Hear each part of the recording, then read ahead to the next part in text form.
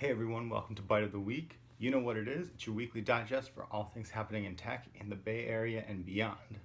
Has it been another great week for SpaceX? Has it been another bad week for Uber? The answer to both of those questions is obviously yes, but you'll find out why in a minute. But let's start with something not SpaceX, believe it or not, but inevitably still on the topic of Elon Musk. He launched a new company, and if you could believe that, he has another company. You can believe that. It's called Neuralink, and it's all about exploring the possibility of interfaces between technology and the human brain.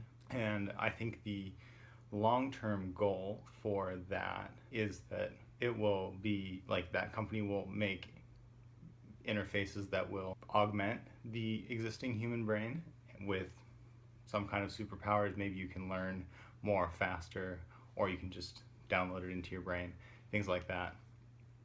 Very futuristic, very sci-fi, and hopefully that's coming at some point. But to start out with, they're actually focusing on something that is kind of already done in the use of treating various mental challenges. So, for example, when you have epilepsy, or if you struggle with depression, there are things that doctors can do. There are therapies that exist to treat those symptoms, and using electrodes, believe it or not. And so that's what this new company Neuralink is going to be starting off with. And as they get more established in the industry, and as they sort of learn more about how the brain can respond to electrical stimulus from an outside source, then they'll move on into doing the more futuristic and sci-fi things that we kind of secretly hope that we get to see in our lifetimes, like augmented brains. So I thought that was really cool. I'm very excited to see where that goes. It probably, I don't think that there'll be much in the news in the next couple years, but once things start rolling, once they start getting their technologies out there, it'll be really awesome to see what they come up with. Intel this week released a new kind of memory for your computer called Optane, and it's going to be compatible with their most recent CPUs, but not really much outside of that because it's a very nascent technology itself. So the premise of Optane is basically, or so I should say, some context for you. Inside your computer and in computing devices in general, there are a couple different options for where the bits and bytes of something goes. So you have a hard drive, which obviously it holds the stuff. It's like a filing cabinet. You have your RAM, your random access memory. That's like a desk where you lay your files out that you're currently working with at the time. And those have a couple different advantages and disadvantages to them. So memory is extremely super fast, and that's great. You need that when you're interacting with your computing device. It's very fast, but it's also very expensive, and that's why even high-end computers typically only have like 8, 16, maybe possibly like 32 gigabytes of RAM, probably at the most. And most computers will have less, more like 4 or 8 these days is very standard. On the other hand, hard drives are very cheap. You can get a hard drive that's a terabyte, more than a terabyte, in a laptop. That's still expensive. But say you have a 256 gigabyte hard drive, 512 gigabyte hard drive, very affordable. That shows up in just about all laptops these days. Now that's a lot slower, but it has the ability to hold a lot more, and it costs a lot less. And the major other distinction is that it persists. So you can turn your computer on and off, and your data will still be there in the hard drive. Whereas with RAM, when you turn your computer off, whatever is stored in RAM goes away. What Intel came up with here is basically a compromise between those two things. They're sort of balancing several things. One is persistence of the data, and then another is price and speed, obviously. So there's those three things: speed, price, and persistency. And so they came up with this thing. They call it Optane, and it's basically a tertium quid, a third kind of memory that will go in your computer that has the speed of, or it's faster than a solid state drive. It doesn't cost that much, and it persists. And it will basically be used to cache parts of your data that are accessed most frequently so that you can do things like boot up instantly, load programs instantly, and maybe even, depending on how it plays with a built-in graphics card or an external graphics card, maybe it will allow you to play games on higher resolutions with better frame rates or just, less latency in that. So that's really cool. So I have the prices here. It's going to be $44 for 16 gigabytes and $77 for 32 gigabytes. So that's a really, really competitive price point. I think that's going to, if it performs as well as is advertised, that's going to be a really solid arrow in Intel's quiver as they're facing greater and greater competition from AMD these days for processing power, basically. So this will help them stay competitive as AMD's boards are catching up to them. Now, I told you it was a little rough of a week for Uber.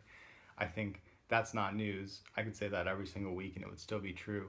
But this week, the current ongoing controversy relates to some intellectual property that Uber allegedly stole from Google via a startup that it acquired called Otto, O-T-T-O.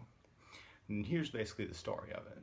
So the founder of Otto used to work for Google's self-driving car company. It's called Waymo. And he left at some point to start his own startup.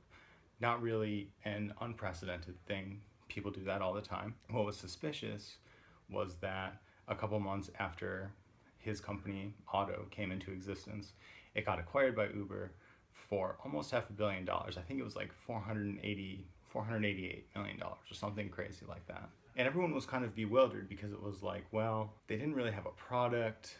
Like, clearly this guy, his name is Anthony Levandowski. He's like obviously a smart guy, but like $488 million is kind of a lot to like pay for one person and like, a few months of intellectual property of the development that they had done during that time. It seemed kind of suspicious.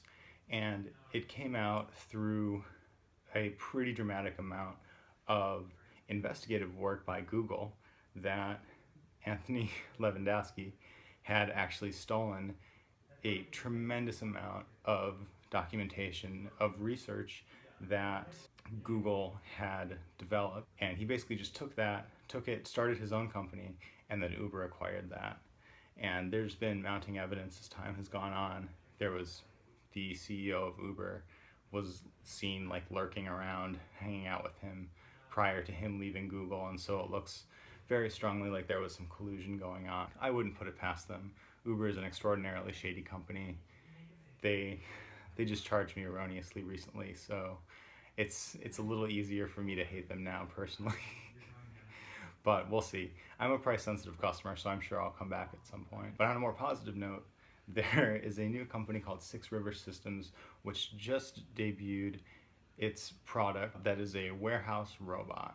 And in particular, the robot is a cart that is autonomous or autonomish.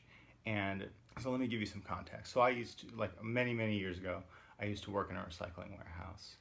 And a staple of a warehouse worker is having a cart because that allows you to carry around hundreds or thousands of pounds of stuff without, you wouldn't be able to do that without the cart. So it's a very important part of warehouse infrastructure. I wasn't doing fulfillment, which is what this is targeted towards, but the idea is that people who are fulfilling orders for e-commerce websites or people who are employed in the management of the inventory of a warehouse would take guidance from this cart. It would say, hey, go to this rack, this shelf, this box, and you can get the piece that you're looking for there, you can get the product that you're looking for there. But not only that, it will actually make a path to that itself, and so the worker can just follow along behind it. Now, over the course of the day, several workers, dozens, hundreds, however many you have, all these workers will be picking up several, maybe hundreds, maybe more, of items over the course of the day. If you have the processing power, if you have the underlying software that allows carts to write those optimal routes, that saves people so much time and so by extension a lot of money from people wandering around the warehouse trying to find, okay, now I have to go to, this shelf, this rack, this box. It just takes you from place to place where you need to be. So it's really cool, and it's also really nice. It was pointed out that these are not meant to replace workers, as the more high-tech and a little more aggressive warehouse robots from Kiva Robotics, Kiva Systems. Anyways, that's a whole other thing. It's also nice because these don't require any infrastructure to be modified. You can just bring your warehouse robot to a warehouse, and maybe it will need some kind of tracking to be set up, but you'll be able to use your existing racks, and well, hopefully you'll be able to use the existing inventory system. I'm sort of speculating in this point, but I suspect that will be the case, and so it'll be very easy for companies to adopt their usage. So that's really exciting. I I really enjoyed having a warehouse cart, so it's nice to see that that's getting a high-tech makeover. And last but not least, as promised, it was a good week for SpaceX. Now, their Falcon 9 rockets have been used quite a bit over the last couple years to make deliveries to space of all kinds. One of SpaceX's main value propositions as a carrier of goods to space is that at some point they're going to start reusing those rockets rather than having them burn up in the atmosphere or just splashing down in the water or what have you. And so they've put a lot of emphasis on the vertical landings. I think we've talked about this before. You've probably seen the videos. This week, however, was the first time that they actually reused a Falcon 9 rocket.